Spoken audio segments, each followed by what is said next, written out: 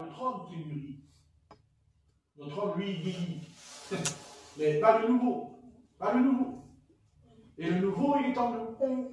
Mais, il y a un blocage en nous. Quelque chose qui bloque en nous. On est bloqué. Parce que on a un manque de volonté. Un manque de volonté.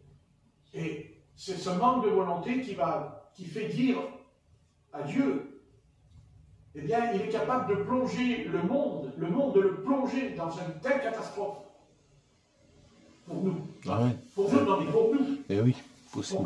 Pour que nous ne puissions pas disparaître, que nous ne puissions pas, qu'il n'y ait plus rien, plus de foi sur la terre, plus de Jésus-Christ, plus de la Bible, rien, fini, et Dieu ne se permettra pas. Et comme on ne veut pas obéir, parce qu'il faut le reconnaître qu'on ne veut pas obéir, c'est pas vrai. Donc peut-être que Dieu va permettre le chaos. Et c'est peut-être dans le chaos qu'on va chercher Dieu. Oui, oui. Qu'on va chercher. Parce que là, ça ne va pas. L'Église, ça ne va pas. De toute façon, tout ce qui est l'Église, ça ne va pas. Voilà, ça ne va pas. De toute façon, parce qu'on est en train de parler de l'économie, de la guerre, des présidents, mais il y a une chose qu'on ne parle pas, une chose qu'on n'arrive pas à expliquer la chose. C'est que, comment se fait-il que entre chrétiens, on ne s'entend pas. On va expliquer ça. Alors que nous invoquons le même Seigneur Jésus, le même. Et nous avons le même esprit. Nous l'avons. Mais la chose qui est grave, la chose où le diable a réussi son coup, parce que le diable, il a réussi un coup quand même.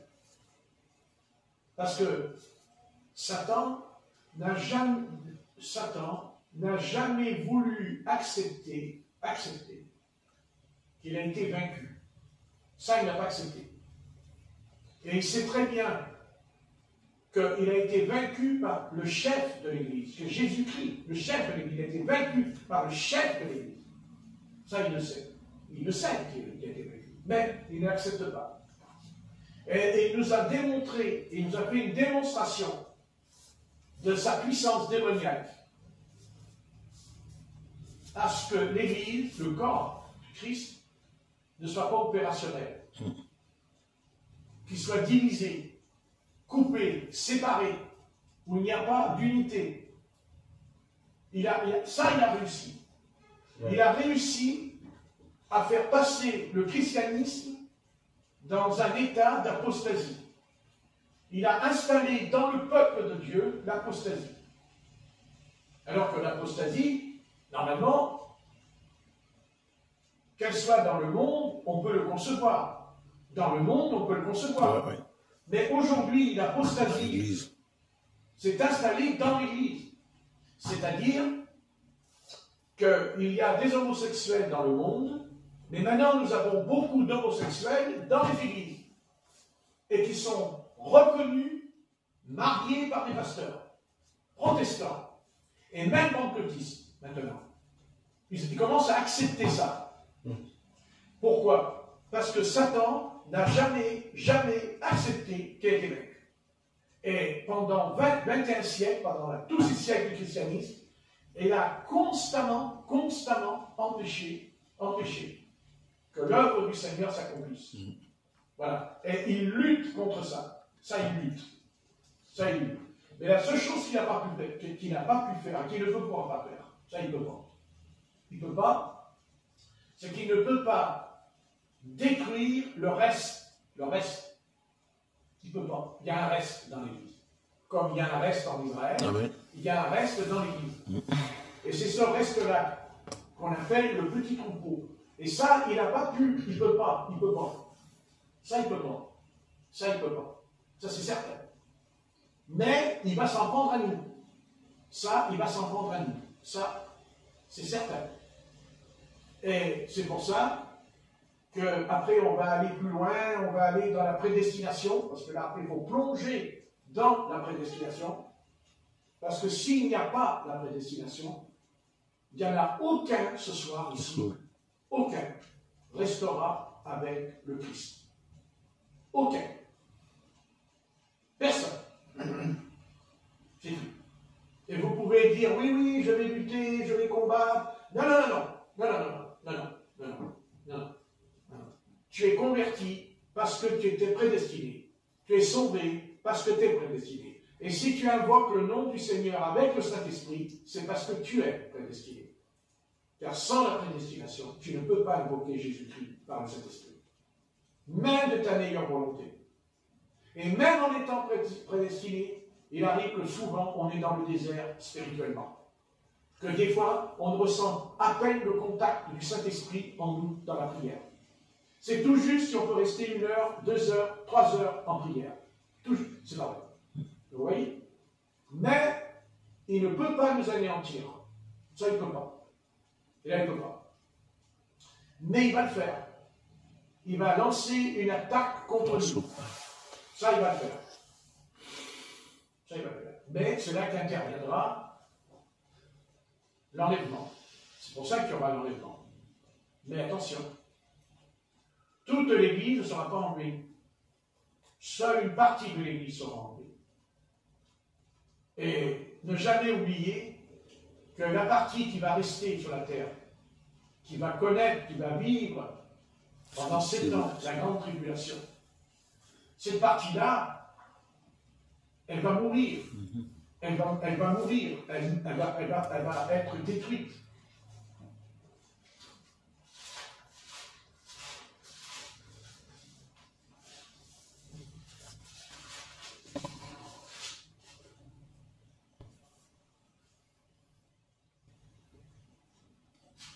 Dans Apocalypse, chapitre 7, verset 9. Car il y a 2 choses. On ne peut pas se verser d'illusions. Et ne jamais oublier que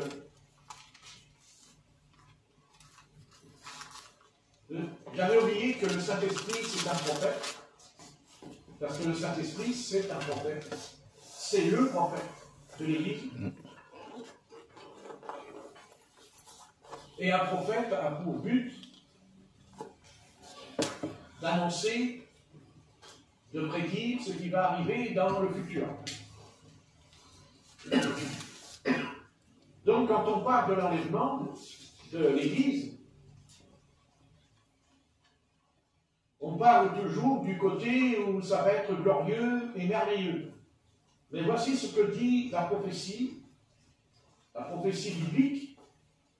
Après cela, je regardais et voici, il y avait une grande foule que personne ne pouvait compter, de toute nation, de toute tribu, de tout peuple et de toute langue.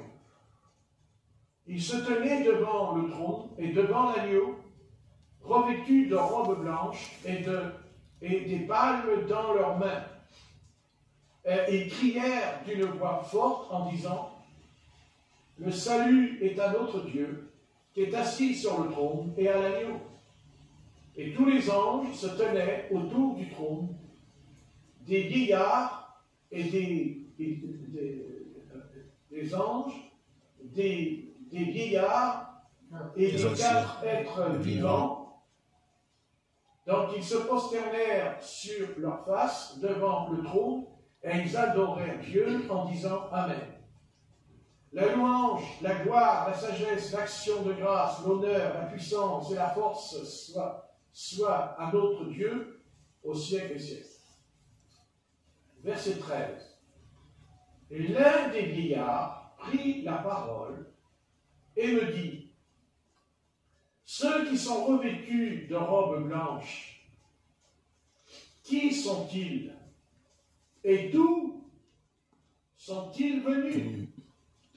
Je lui dis, mon Seigneur, tu le sais. Et il me dit, ce sont ceux qui viennent de la grande tribulation. Donc, cette foule qui est habillé de tunique blanche, eh bien, c'est les chrétiens. C'est l'Église. Mais ce n'est pas toute l'Église. C'est une partie de l'Église qui est restée sur la terre, qui a vu l'Antéchrist, qui a été tué, détruit par l'Antéchrist. C'est-à-dire des gens comme nous, convertis à Christ. Autrement, ils n'auraient pas une tunique blanche. Ouais. N'est-ce pas? Il dit,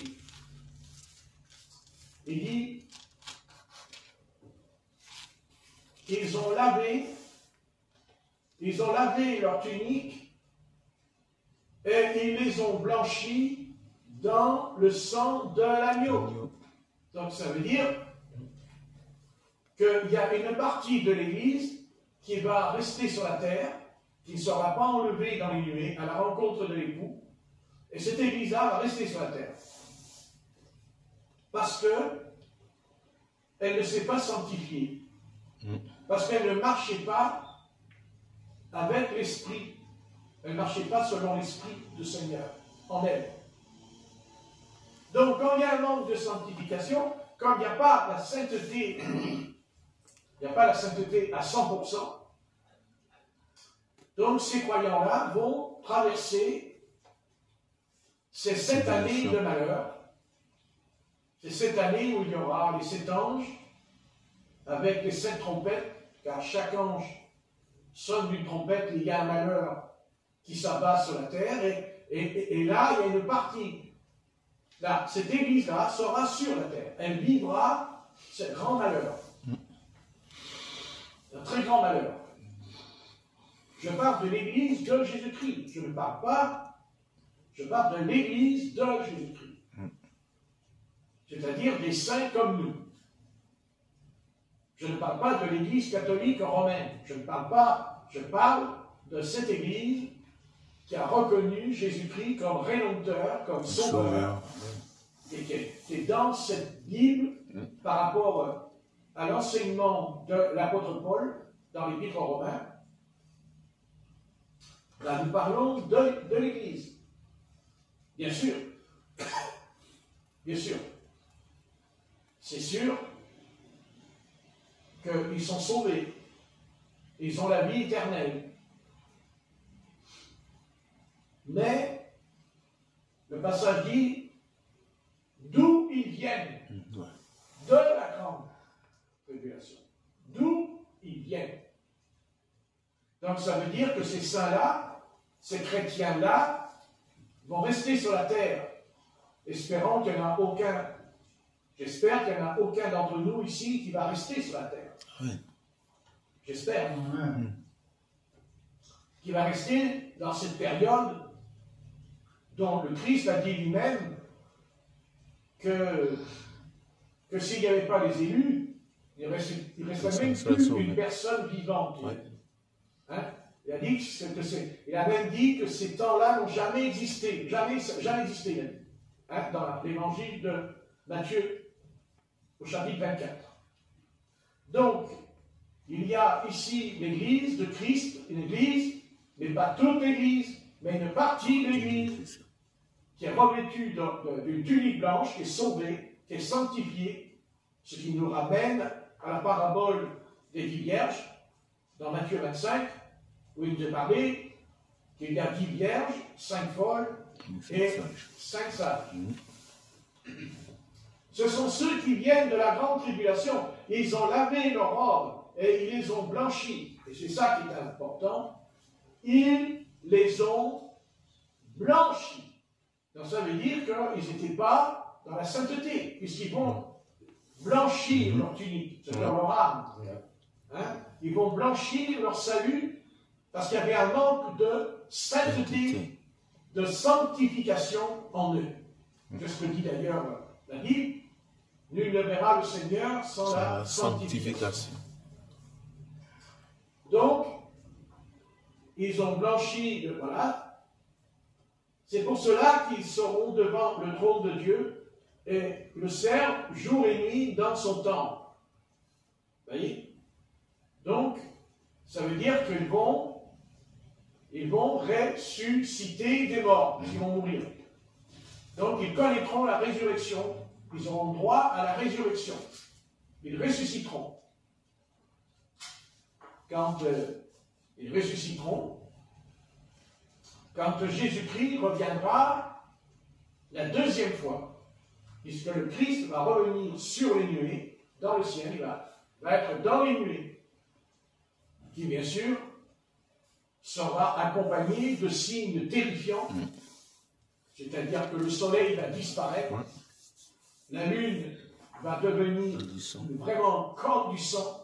C'est la prophétie de Joël, chapitre 2. Il nous est parlé qu'il va y avoir même 3 jours, c'est écrit, qu'il y aura 3 jours de ténèbres sur la terre.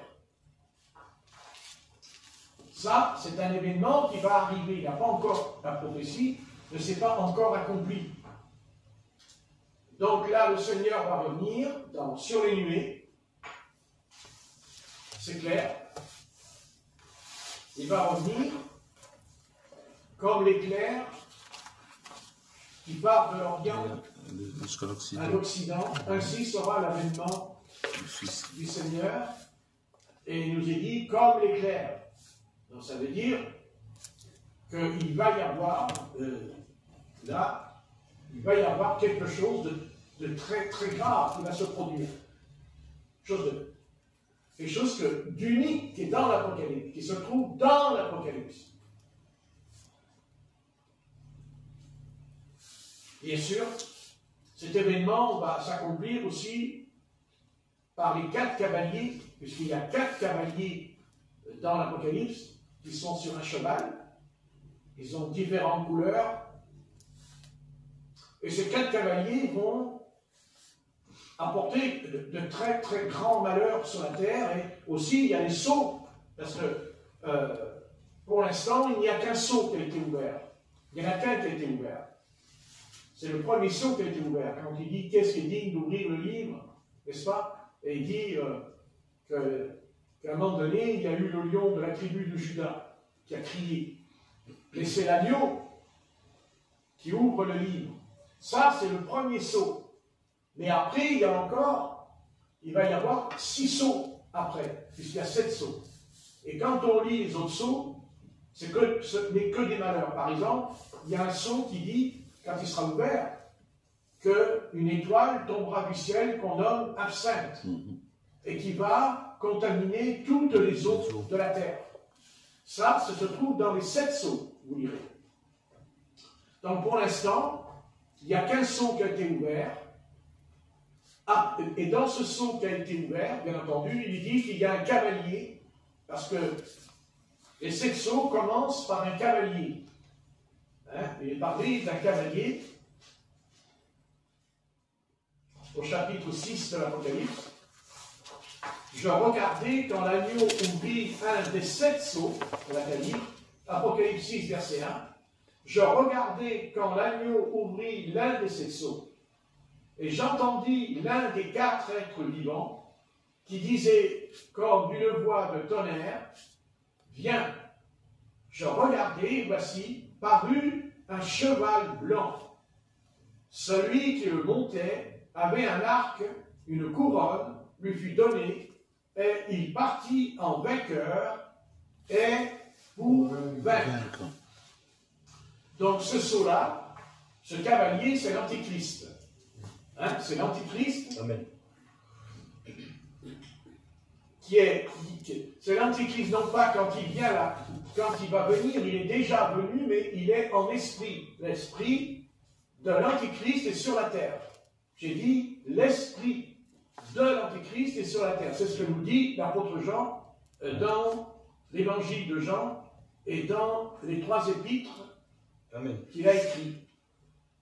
Donc, ce cavalier qui est monté sur un cheval blanc, c'est-à-dire qui a une apparence de salut, qui a une apparence, celui qui veut nous faire croire que ça c'est l'Église, que c'est l'Église du Seigneur Jésus-Christ. Non, ce cavalier qui monte, c'est l'Antéchrist qui est déjà monté sur ce cheval. C'est-à-dire,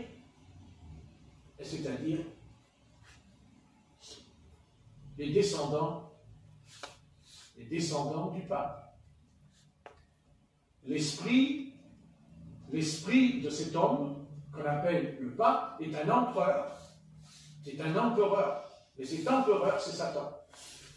C'est au travers de lui que se perpétue la semence du serpent. C'est au travers de lui que sont établis, après, il y aura, quand il ouvrit le second sceau, voyez, j'entendis le second être vivant qui disait bien, et quand il sortit un autre cheval roux, voyez, celui qui le montait reçut le pouvoir d'enlever la paix sur la terre, afin que les hommes s'égorgent les uns et les autres, et une grande épée lui fut donnée. Quand il ouvrit le troisième sceau, j'entendis le troisième être vivant qui disait bien, je regardai, et voici parut un cheval noir.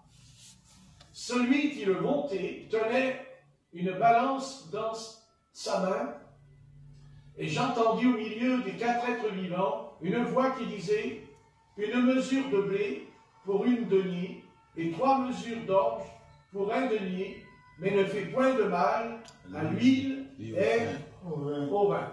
Donc ça parle de la nourriture sur la terre. Donc il va y avoir un manque de nourriture. Quand le seau va s'ouvrir, il va y avoir une famine sur la terre. Une terrible famine. Vous voyez? Quand il ouvrit le quatrième sceau, j'entendis la voix d'un être vivant. Je regardai, voici parut un cheval d'une couleur verdâtre. Celui qui le montait se nommait la mort et le séjour des morts. L'accompagnait. Le pouvoir lui fut donné sur le quart de la terre pour faire périr les hommes par l'épée, par la famine, par la mortalité et par les bêtes sauvages de la terre. Et on pourrait continuer, vous voyez, chaque sceau qui s'ouvre, un sceau qui s'ouvre, mais ils vont s'ouvrir que au son des 7 anges qui vont sonner chacun une trompette. Sonne de la trompette.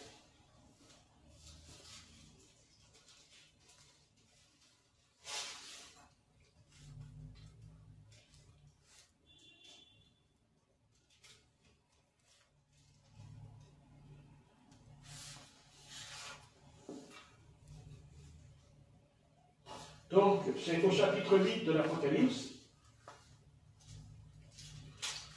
Et là, ça se produira quand le 7e sceau sera ouvert, pas avant, pas au 6e, pas au 4e, pas au 3e, pas au 1er. Ce n'est qu'au 8, c'est au 7e sceau, Apocalypse 8, verset 1. Quand il ouvrit le 7e sceau, il y eut dans le ciel un silence d'environ d'une demi-heure, et je vis les 7 anges qui se tiennent devant Dieu, et 7 trompettes leur furent données. Et un autre ange vint et il se tint sur l'autel ayant un encensoir d'or en lui donnant beaucoup de parfums, ceci, cela, voilà, bref. Et c'est au verset 6 qu'il nous est dit, verset 6, et les 7 anges qui avaient les 7 trompettes se préparèrent à sonner. Vous voyez? Se préparèrent à sonner. Et ça, c'est pas fait encore. Ce n'est pas encore accompli. Cette prophétie n'est pas accomplie encore. Elle va s'accomplir. On ne sait pas quand, mais elle s'accomplira. Et quand les 7 anges qui avaient les 7 trompettes se préparèrent à en sonner, le premier sonna de la trompette, et de la grêle et du feu mêlés de sang furent jetés sur la terre.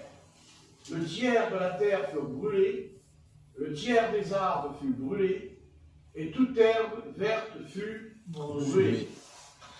Le second ange sonna de la trompette, et quelque chose comme une grande montagne embrasée par le feu fut jeté dans la mer, le tiers de la mer devint du sang, le tiers des créatures qui étaient dans la mer et qui avaient souffle de vie périrent, et le tiers des navires furent détruits. Bien, on ne va pas tout lire, mais c'est pour vous expliquer que tout cela est déclenché par l'ouverture des 7 sceaux. Qu'est-ce que c'est qu'un sceau? Un sceau, c'est un parchemin. Voilà, c'est un papier. Un parchemin, il est écrit, mais il est scellé, c'est-à-dire qu'on faisait comme ça, on roulait le parchemin et on mettait un ruban autour. Hein? Et on mettait un écusson là avec du feu. Et on ne pouvait pas l'ouvrir parce qu'il était scellé. Et personne ne peut ouvrir de cette sceau si ce n'est que l'agneau.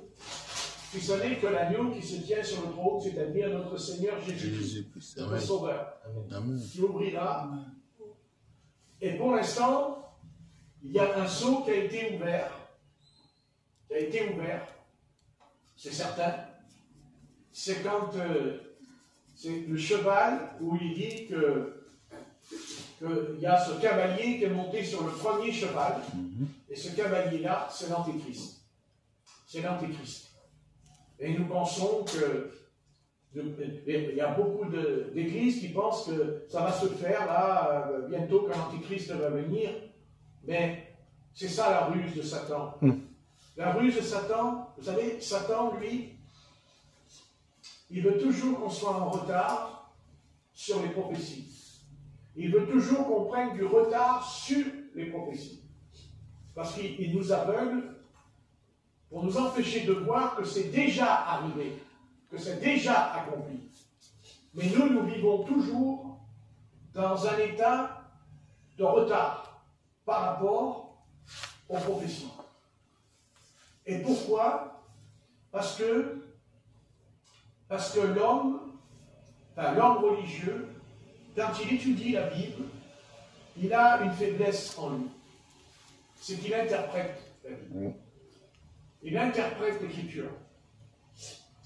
Et la parole nous dit que la parole n'est pas un sujet d'interprétation qui l'apôtre Pierre. Amen. Mais la Bible, on la comprend par révélation. Par révélation.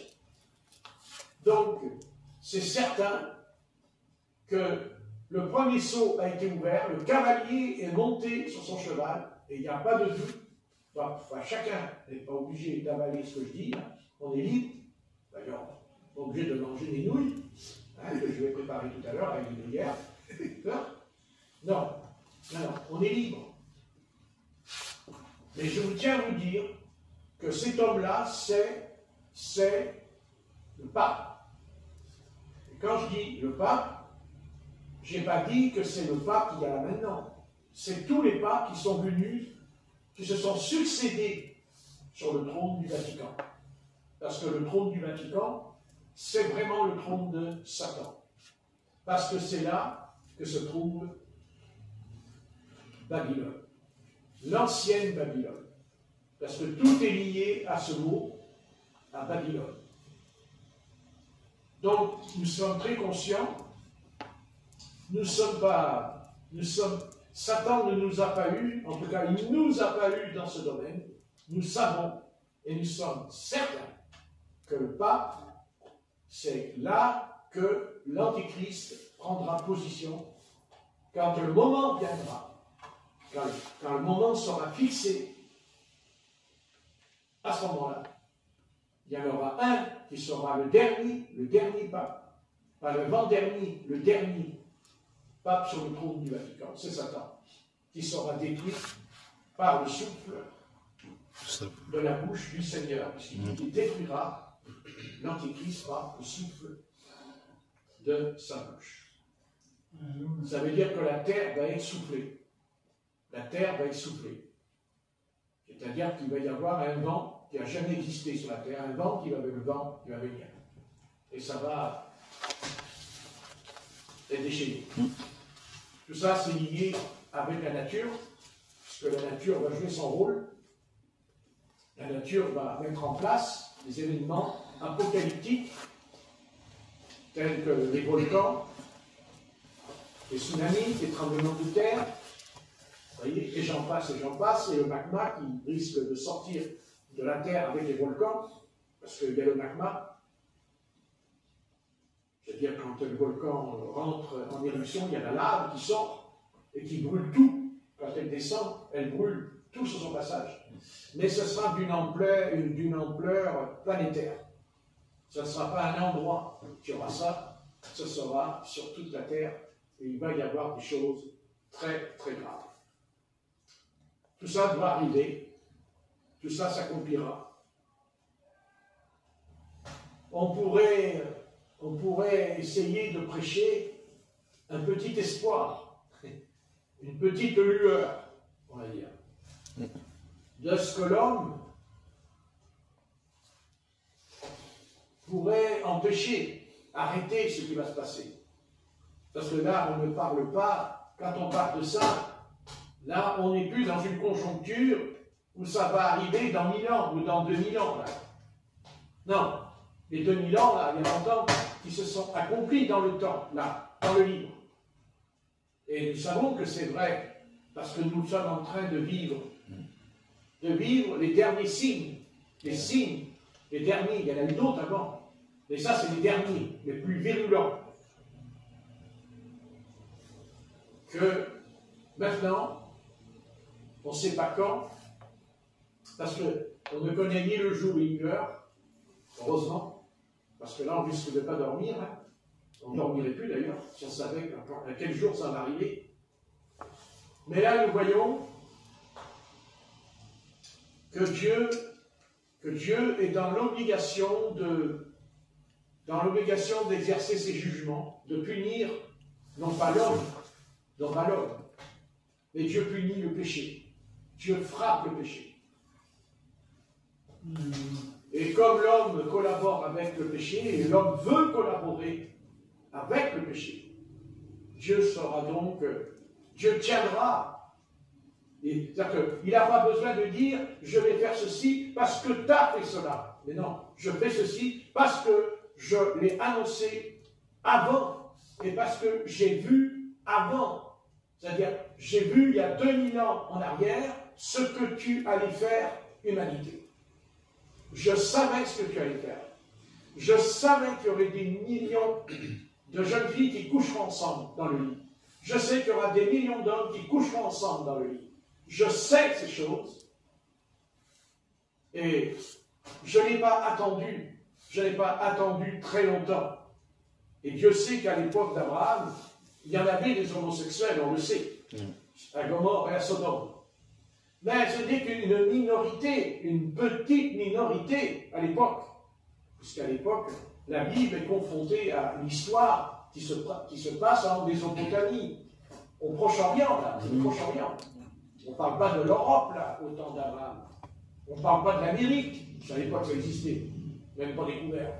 Non, on parle du Proche-Orient.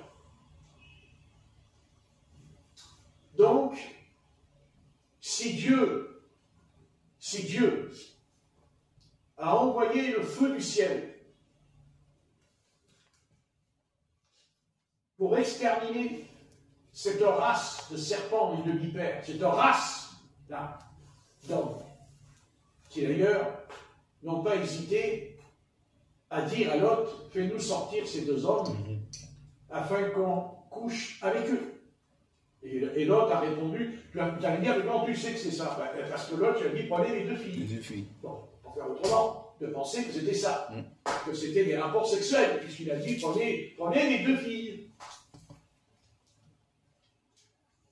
Si Lot a pu dire qu'il donnait ses deux filles pour en arriver là, donc c'est que Lot avait bien compris que là où il vivait, d'abord il ne vivait pas dans Sodome. Lot ne vivait pas dans Sodome, il vivait aux portes de Sodome, vous lirez, aux portes de Sodome. Et même, il dit qu'il tourmentait son âme jour et nuit. N'est-ce pas? Oui. Donc s'il a pu dire, je te donne mes deux filles à cette bande de vauriens, dont aujourd'hui on en est rempli dans cette cité et partout. Et c'était un petit nombre, et Dieu a envoyé le feu, les a détruits. Et qu'en sera-t-il de nous? La quantité. Quelle sera la frappe, l'ampleur de la frappe par rapport à la quantité? Par rapport à la quantité.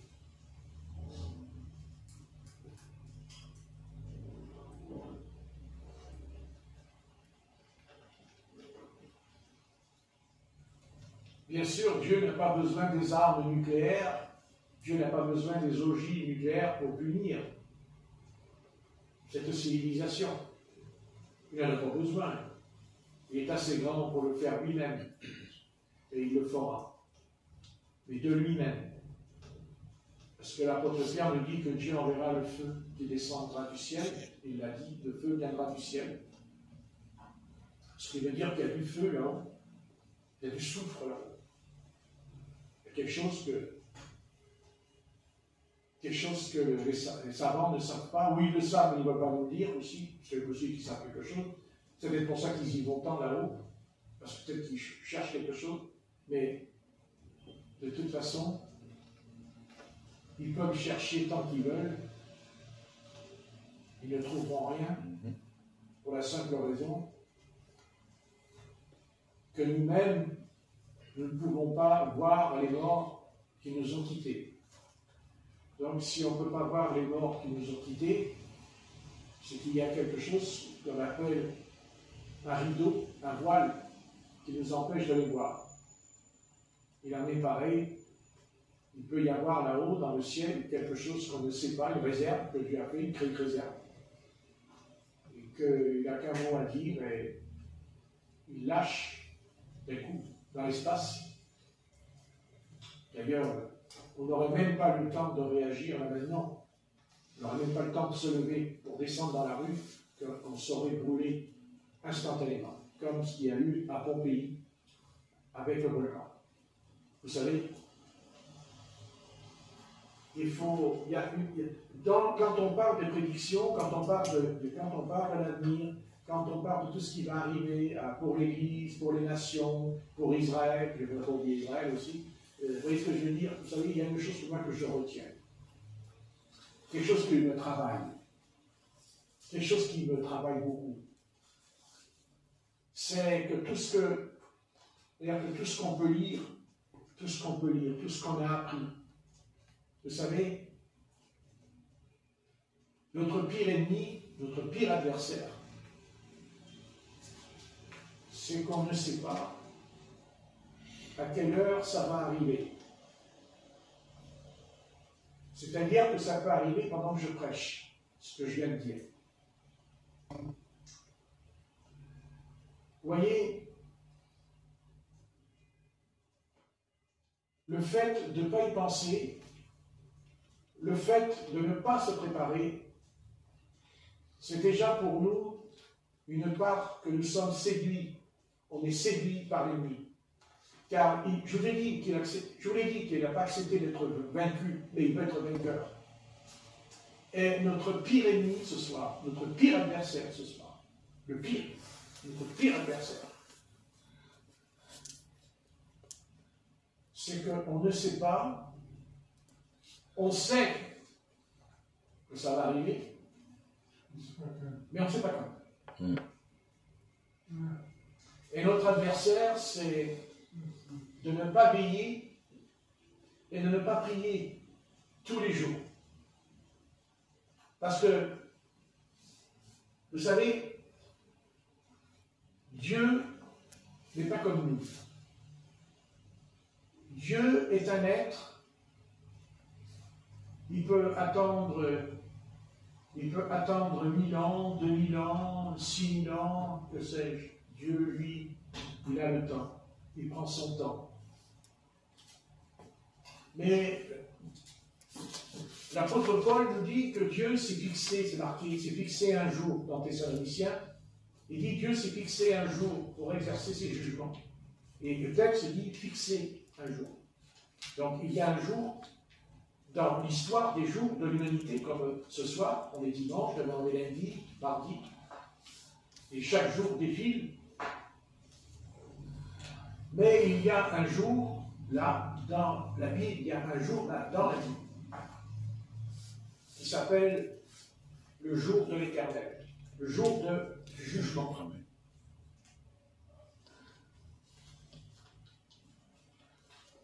Voyez,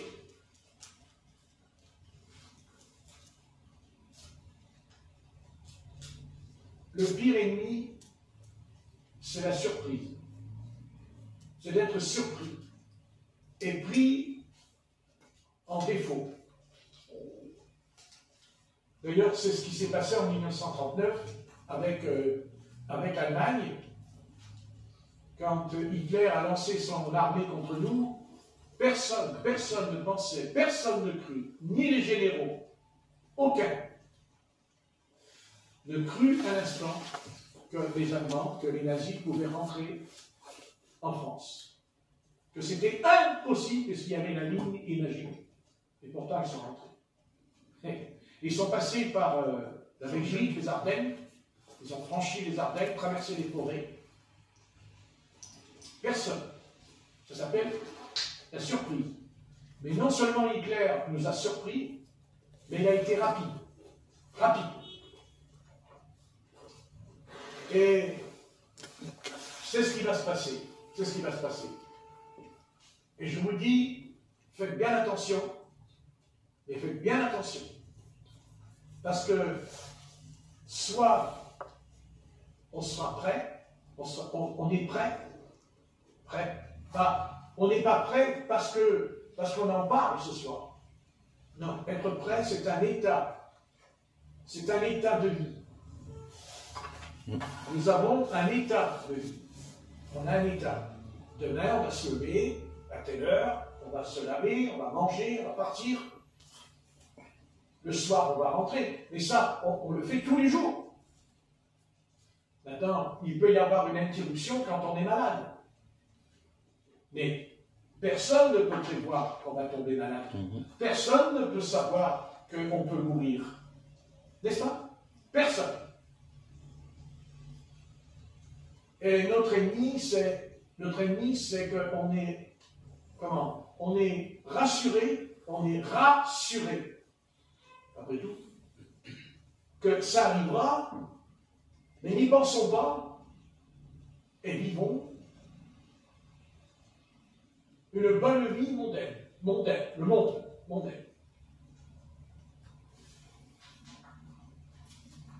Il faut que nous prenions conscience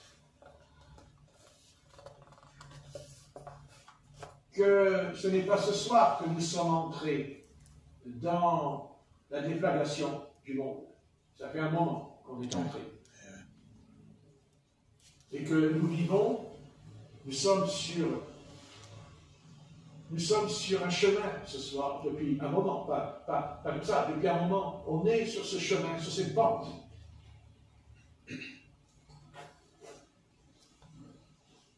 Attention, attention, attention, de ne pas être distrait, par les choses de ce monde, qui sont des attraits puissants, des attraits qui nous séduisent, et qui peuvent nous, de faire de nous, de fabriquer de nous, de faire de nous une fabrique de robots.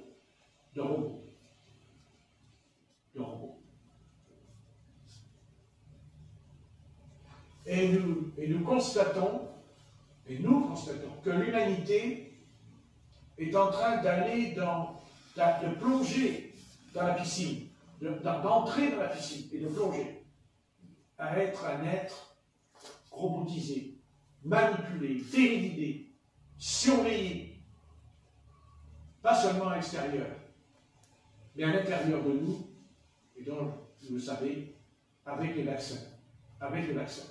Car les vaccins ne sont pas innocents dans ce qui se prépare avec l'Antéchrist.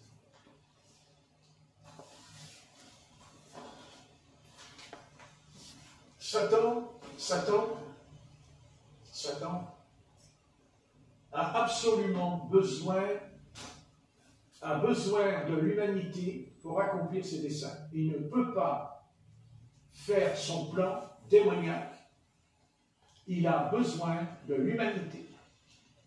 Et il s'en servira pour accomplir son plan. Et son plan, c'est qu'il veut être le Seigneur de toute la terre et qu'il veut s'installer sur la terre pour régner. C'est ça qu'il veut. Et la deuxième chose, surtout ce qu'il veut, c'est d'être adoré comme Dieu. Ça, c'est en lui, car c'est ça qu'il veut. Il veut être comme Dieu. C'est ça qu'il veut. Si ce n'était pas ça, il ne serait pas tombé. Il ne serait jamais tombé s'il n'avait jamais cherché à être Dieu. Il tombe parce qu'il veut être Dieu. C'est-à-dire prendre sa place. Mais le Seigneur, nous savons, l'a précipité. Il l'a précipité. Hein. Il n'est plus dans le ciel, Satan. Il a été précipité, dit Ézéchiel 28 et Ésaïe 14. Donc, il a un plan dans la tête, et ça, il l'a. Et dans la Bible, il y a un homme, je prendrai un homme,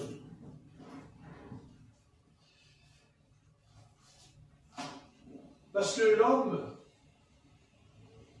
l'homme est capable de faire de grandes choses pour Dieu. Mais à une seule condition, c'est qu'il soit d'abord entre les mains du Seigneur, entre ses mains.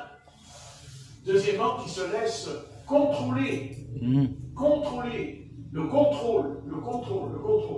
D'ailleurs, c'est ça qui va déclencher la troisième guerre nucléaire. Je ne parle pas d'une guerre mondiale. Non.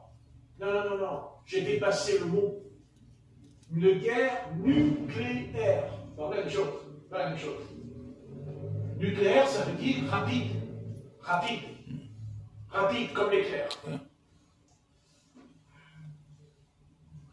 Le conflit qui va venir, ce n'est pas un conflit idéologique. Ça n'a rien à voir avec une idée.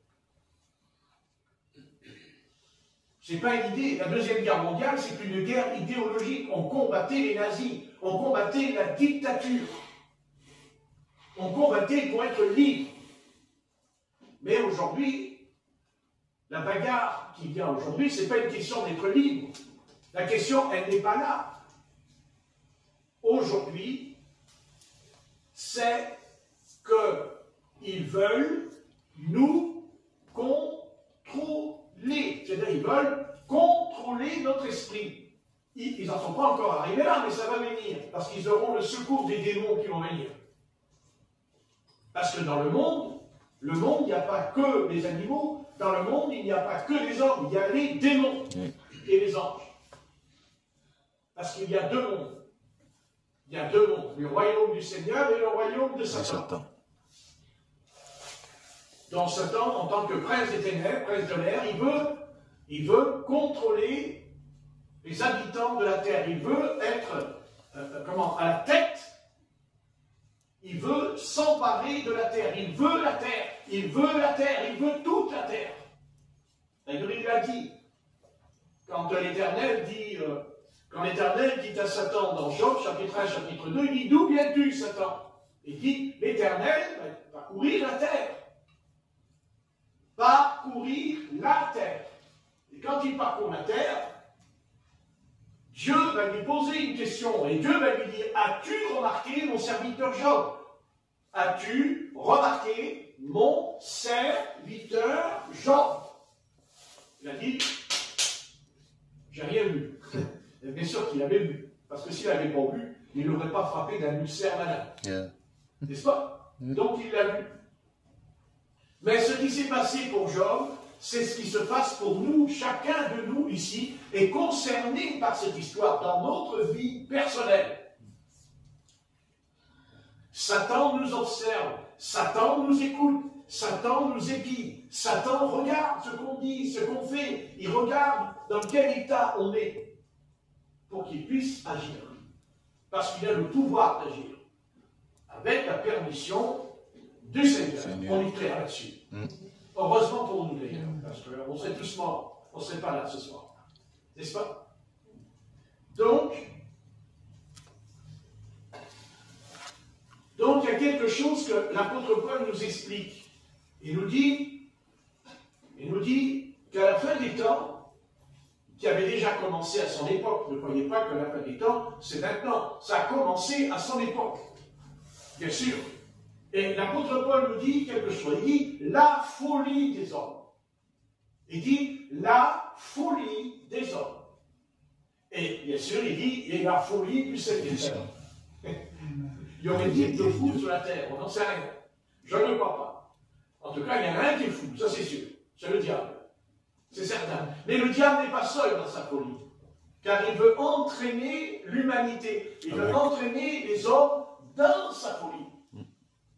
Et c'est pour ça que ce soir, le péril qui nous attend, le péril qui est dangereux, c'est que ceux qui sont à la tête de l'État, à la tête des gouvernements, ceux qui sont à la tête des empires, des royaumes que nous vivons, c'est quoi?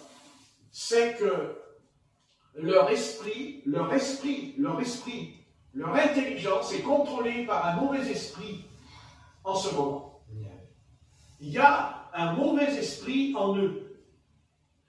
C'est-à-dire que quand ils parlent, quand ils prennent des décisions, ils prennent des décisions à toute vitesse. Et puis, 8 jours après, la décision qu'ils ont prise, ils la changent. C'est encore une autre décision pour défaire l'autre décision. Et nous vivons en ce moment cette tragédie où les hommes politiques, les chefs, les ambassadeurs, tous, ils sont dans un état de discours, dans les paroles, dans leur acte. Ils sont versatiles, ils sont changeants, ils sont déséquilibrés.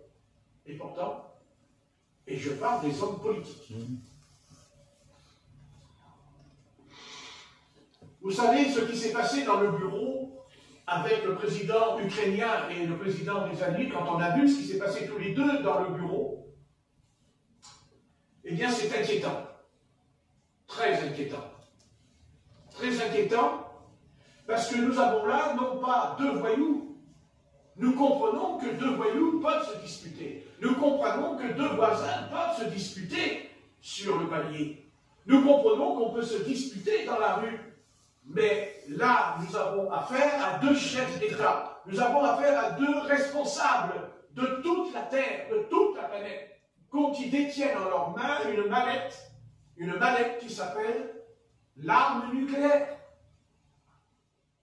Alors je sais, peut-être, on va dire, mais non, ils ne le feront pas, mais non, ils vont appuyer sur le bouton, mais non, ils ne vont pas rentrer le code, mais non, pasteur. Bien sûr qu'ils ne veulent pas, heureusement. Seulement attention, il y a un autre personnage qui rentre en jeu. Et oui, c'est Satan. C'est Satan. Bien sûr.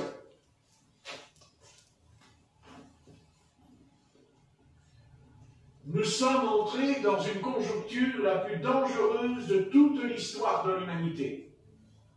Et pour notre grand malheur, sans lui manquer de respect, mais alors lui, il en a une couche. Parce qu'alors lui, je crois qu'on lui a mis un timbre sur sa tête quand il est né. Enfin, je vous le dis, un timbre. Timbre égale timbré. C'est bien, t'as raison de rire, hein. T'as le seul qui comprend ce que je dis. N'est-ce pas? Nous sommes en danger ce soir. Nous sommes en danger. Nous sommes dans le plus grand danger de l'histoire. Non pas parce qu'il y a des avions nucléaires, non pas parce qu'il y a des sous-marins nucléaires. C'est pas ça le vrai danger. Le vrai danger, c'est l'homme. C'est l'homme dont il a la capacité de se conduire comme il faut, avec bon sens, avec du bon sens, et je dirais même plus que ça, avec de la sagesse. Parce que la sagesse, aujourd'hui, elle a carrément disparu de la rue jusqu'en haut. Parce que nous découvrons quelque chose de terrible. C'est qu'il y a un démon que j'appelle la violence. la violence physique, mais aussi la violence verbale. Verbale. Eh oui. Et croyez-moi que c'est aussi violent que physique, il ne faut pas croire. N'est-ce pas? Car Jérémie l'a dit lui-même, ils m'ont tué avec la langue. Il a dit, ils m'ont tué avec la langue. Et nous savons ce que l'apôtre Jacques nous a dit, que la langue est la hyène. La hyène, oui. N'est-ce pas? Oui. La hyène. Sinon... Donc bien sûr qu'ils ne veulent pas appuyer sur le bouton. Mais Satan est en train de métamorphoser leur état d'esprit. Ils sont complètement retournés à l'envers. Ils ne savent plus ce qu'ils racontent, ils ne savent plus ce qu'ils disent. Ils disent n'importe quoi. N'importe quoi. N'importe quoi. N'importe quoi. Et ça, c'est terrible. Et ça demandera pour nous de prier et d'intercéder, non pas d'intercéder pour intercéder, mais d'intercéder pour de bon, car mes amis, nous sommes en danger sur toute la terre.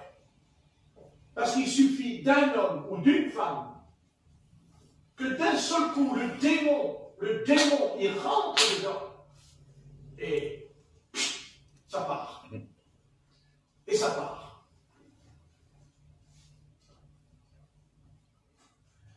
Mon ennemi, mon vrai ennemi, je le sais, c'est quand un homme est possédé par un démon, cet homme-là est mon ennemi, parce qu'il peut me tuer.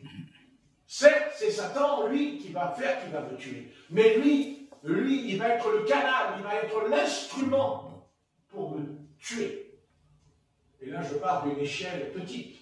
Mais parlons d'une échelle planétaire avec les armes nucléaires. Parce que vous savez, les guerres, elles ont commencé d'abord avec une hache à la main, avec un arc, n'est-ce pas? Oui. Vous savez, l'homme, vous savez, rien que dans la rue, quand des fois, les automobilistes, ils klaxonnent, c'est tout juste, il n'y en a pas qui sort pour que l'autre, il n'y a pas grand-chose, il n'y a pas besoin... On a besoin d'aller sur un champ de bataille, des fois, dans la rue, avec la voiture. N'est-ce pas? Oui. Pour pas grand-chose, hein. Dans la vie, même dans un magasin, vous savez? Donc, je vais terminer, parce que je comprends que vous voulez rentrer, et puis, voilà. Pluie, arrête-toi. Donc, s'il te plaît, arrête-toi. Tiens, il fait jour d'un coup, là, comme... voilà. Hein? Écoutez bien. Et ça, c'est important, ce que je dis ce soir. C'est pas n'importe quoi. Vous savez, il y a un homme dans l'Ancien Testament, un homme qui a bien commencé avec l'Éternel, un homme que même le Seigneur a appelé, que Dieu a appelé, que Dieu a formé, que Dieu a vraiment fait cette chose. Mais bien sûr, c'est évident que quand on demande quelque chose à Dieu et que ce n'est pas sa volonté, ça ne peut que dérailler. Eh bien, vous connaissez la prière des enfants d'Israël, donne-nous un roi. Oui. Donne-nous un roi comme les autres nations. Vous vous rappelez de ce passage dans le livre de Samuel. Pour ceux qui ne savent pas, ils le savent. Ils ont dit, Éternel, donne-nous un roi. Donne-nous un roi. Et bien sûr, Samuel a prié. Et l'Éternel dit à Samuel, c'est pas toi qu'ils ont rejeté, c'est moi. C'est clair? C'est clair. Donc, ils ont demandé un roi, et l'Éternel va les exaucer. Hein. Il va leur donner le petit gars, là, le premier petit gars, là, qui d'ailleurs, avec le reste, ça va pourrir tout Israël. Parce que alors là, c'est fini. Là. Déjà, au temps des juges, c'était la catastrophe. Mais enfin, ça tenait encore debout avec les juges. Puisque Samuel, c'est le dernier juge. Il y a eu dans le livre des juges, c'est Samuel le dernier. N'est-ce pas? Amen. Donc, ils ont voulu un roi, maintenant un roi. Voilà. Mais quand Dieu ne veut pas quelque chose, et qu'on insiste pour l'avoir, il ne faut pas oublier que Dieu, quand il ne veut pas, c'est qu'il sait pourquoi il ne veut pas. Parce que Dieu sait ce qu'il fait. Et il n'a de leçon au savoir de personne. Amen. Parce que Dieu est sage. Et que nous, on est un petit peu fous. Sur la brindille. On a une petite brindille là, dedans. Eh oui, c'est sûr. C'est-à-dire que nous ignorons, ou nous voulons ignorer, que nous marchons tous les jours et qu'on n'est pas seul dans la rue et qu'on ne les voit pas, et pourtant ils existent et ils nous accompagnent, ils nous surveillent, ils veulent même entrer en nous, c'est les démons. Ah, les démons, tu ne vas pas nous parler que des démons, parle-nous des anges. Mais parle-nous des saints anges. Ils sont beaux, les saints anges. Oh, qui sont beaux, les saints anges. Ils brillent la lumière. Ouais. Seulement, la Bible dit que le démon aussi, il fait l'ange. Ouais. N'est-ce pas? Le démon, il fait l'ange, n'est-ce pas? Donc, Dieu appelle ce jeune homme, il n'a que 30 ans, il n'a que 40 ans. Il a 40 ans. Bon, les jeunes à l'époque, c'est jeune, 40 ans. Hein. Et Dieu s'appelle Saül. Ah, Saül. Saül. Le gentil Saül. Ah, alors au début, il dit, il est beau, c'est magnifique. Et Samuel fait venir les anciens d'Israël avec Saül. Alors il se met à table, Saül, vous savez, le gars, il ne savait pas qu'il allait bien manger, hein, puisqu'on lui a donné un bon morceau, là, à Samuel, un bon morceau, hein, il sera important. Et puis à un moment donné, il prend 5 cornes d'huile, avec de l'huile qui coule, et voici Israël, ton roi. Voilà ton roi. Demain, je te donne un roi. Tant que ce roi-là, qui a été oint par l'onction de l'Éternel, et tant qu'il a obéi, parce que entre l'onction, il y a aussi l'obéissance et la désobéissance. Et tant qu'il a obéi, à l'onction, qu'est-ce qu'il fait? Il le conduit. Il va écraser les Philistins, il va frapper les Philistins, et je t'en fous plein la tête, c'est très bien. Ok, c'est bon, Dieu est content. Formidable. Formidable.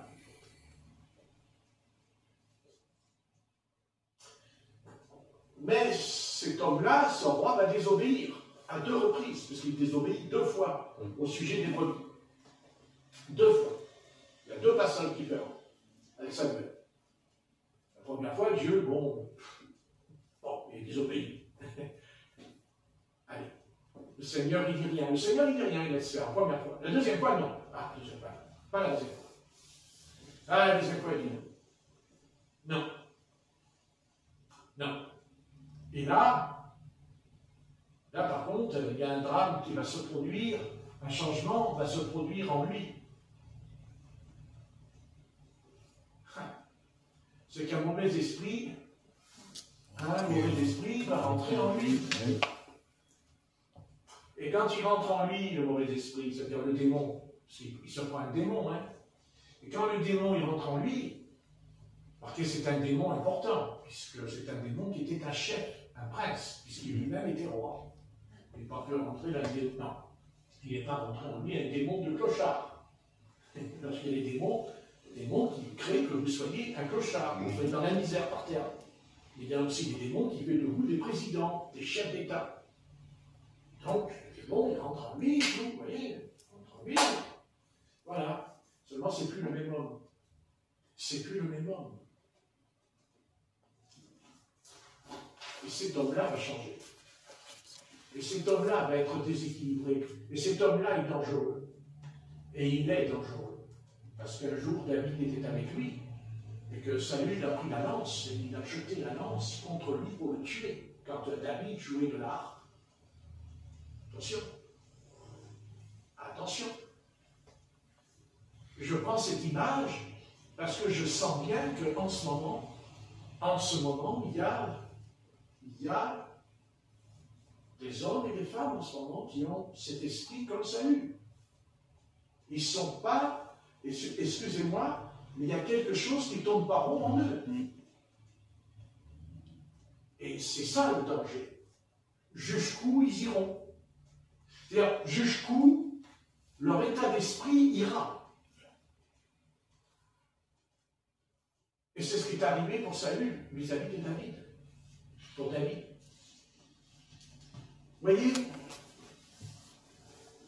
c'est pour vous expliquer qu'un homme, il peut changer du jour au lendemain.